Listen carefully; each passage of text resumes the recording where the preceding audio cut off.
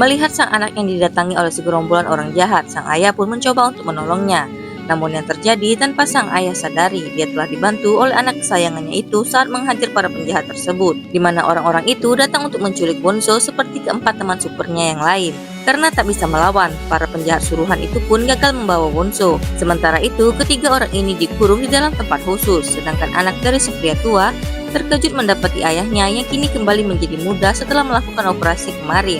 Bahkan pria tua yang kini menjadi muda itu pun juga menjadi lebih kuat dari sebelumnya, hingga hal itu pun membuatnya sangat senang. Kemudian, Gidong yang dikurung akhirnya dibawa menuju ke kamar operasi, dan dengan usaha-usaha terakhirnya, dia pun dapat menghubungi Wonso dan memberitahu lokasi mereka.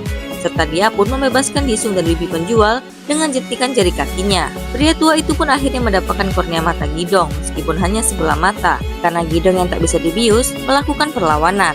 Namun meskipun begitu, dia tetap bisa menggunakan kekuatan yang sama seperti Gidong. Sedangkan Gidong kini histeris karena tak bisa melihat dengan sempurna, di mana dirinya kini berada di ruangan yang sama dengan si Mandor, yang ternyata si Mandor masih hidup. Gidong pun memohon disembuhkan kepadanya, dan dengan sisa kekuatannya, si Mandor pun mencoba untuk menyembuhkan Gidong. Sementara itu, pria tua yang ternyata memiliki banyak pengikut ini menunjukkan kemampuannya dengan mengobati para jemaat yang mengikutinya, hingga orang-orang yang ada di tempat itu pun memujanya sebagai dewa baru. Dan di tengah kehebohan itu, Wonso yang ditemani sang ayah pun akhirnya tiba di tempat tersebut, di mana tak lama mereka pun akhirnya bertemu dengan si pria tua yang turun dari panggungnya. Pria tua pun mengajak ayah Wonso untuk berjabat tangan, tapi saat Wonso melihat tato di tangannya, Wonso pun segera menendang pria tua itu, hingga dia pun terpental jatuh sampai membuat salah satu lengannya menjadi patah. Tetapi karena telah mencuri kekuatan dari si Mandor, dia pun dapat dengan cepat menyembuhkan diri dengan meminum air. Bibi dan Jisung yang kabur pun segera bergabung dengan Wonso saat melihat Wonso yang ada di sana,